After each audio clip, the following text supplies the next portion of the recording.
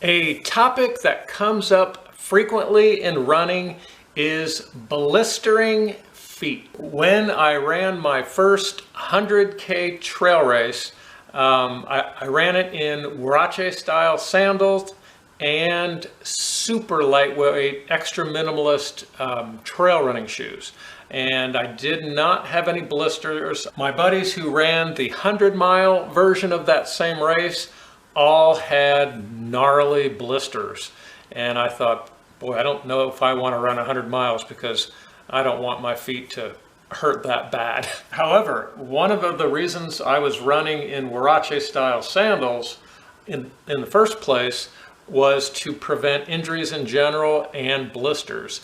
Because I knew from reading Born to Run that there were people running hundreds of miles blister-free. The first tips I want to talk about for helping to prevent blisters are more in the what I think of the category of a kind of a Band-Aid type fix. It's not necessarily getting at the root cause of most blisters, but it might help minimize or prevent some of the blisters. First, I would recommend as thin as possible, toe socks. Having the sock wrapped around the individual toes should help keep the socks from slipping around so much, at least in the forefoot area, and thereby reduce friction. Before you put the toe socks on, apply some sort of lubricant to your skin. I prefer Body Glide. There are lots of other brands. And keep in mind, this is not the same Body Glide you will get if you ask for it at Walmart.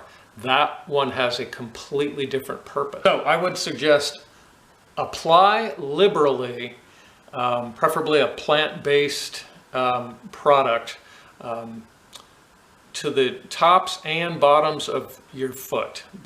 Get the heel, get the sole, get between the toes, on the toes, just slather it on generously. Keeping in mind, of course, that whatever we rub into our skin is going to get into our bloodstream, similar to the foods we eat. So once you've got your toe socks on, I find it very important to keep the laces of my shoes as loose as possible, not just at the top, but down into where the shoes are laced into the forefoot area of the shoe. Personally, I would try to keep the laces so loose up top where they're knotted on that I can remove the shoes and put them back on without untying the laces. And your shoes should have a plenty wide forefoot area.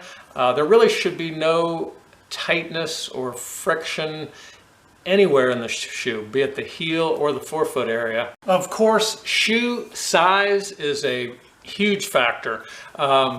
Definitely would recommend having a little extra space inside your shoes versus too little, and just be super careful which brand you pick, especially in the forefoot area.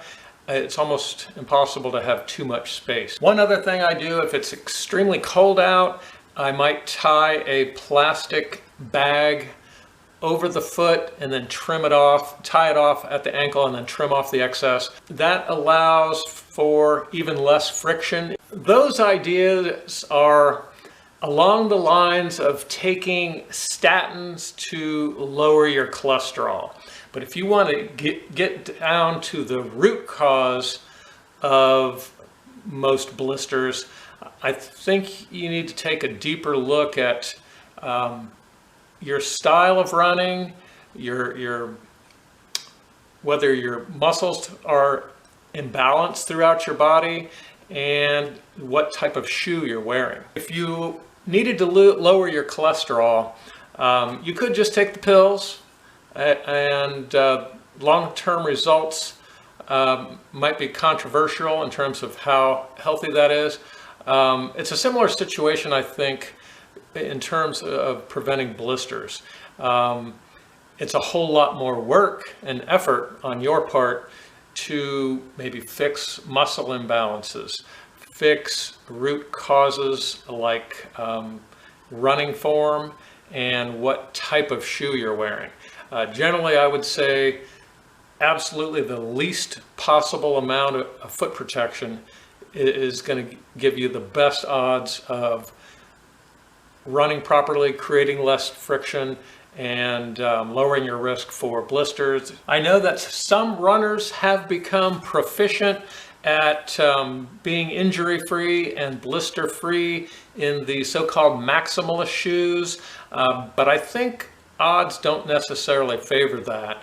But I also understand that going through the learning curve into super lightweight minimalist shoes there are risks involved there too, and it does take time. But what I tend to see, since I'm tuned into minimalist running, is that myself and other minimally shod runners or barefoot runners are much more likely to have a faster cadence with their feet. They're doing more foot taps per minute.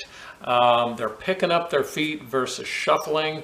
And I tend to see the most extreme examples of that towards the end of long ultra marathons, where the person in the maximalist shoe is much more likely to be making a lot of noise with their feet. And noise pretty much equals blisters, in my opinion. If you're kicking rocks all over the place and dragging your heels, rolling off the front of your toes, overstriding versus taking those quick steps and turning your feet over faster off your midfoot area. Basically, if you're doing a lot of the heel striking and overstriding, you're probably creating a whole lot more friction on your feet and greatly increasing blister risk. And I recently heard some feedback from a medical doctor who is also an ultra runner, and that doctor suggested that avoiding dehydration is part of reducing blister risk. In running, of course, we always want to stay properly hydrated, not overhydrated. I often hear runners say that when it's hot and humid and there's more moisture in their shoe, that they're much more likely to have blisters. Most people would assume that it's the moisture inside the socks and shoes that's causing the blisters. But the doctor was really suggesting that there's a different angle on that what's going on inside the body with dehydration could be causing more blister risk. I do not know if that is true, but I do trust that doctor's judgment. Personally, I've completed 13 100-mile foot races with no blisters.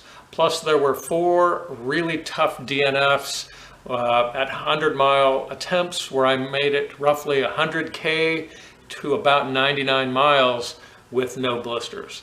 There was one recent experiment where I used a different pair of sandals and I got a little bit of I'll just call it a callus. It looked a little bit like a small blood blister, but I didn't feel it. Didn't even know about it till well after the race. So I did not consider that a 100-mile blister from wearing sandals. Now when it comes to toenails, after well over 50 ultramarathons, I've only lost 1 small toenail, and the only reason I can think that happened is the minimalist hiking boots that I wore for that cold winter 50K trail race were at least a good half size too small.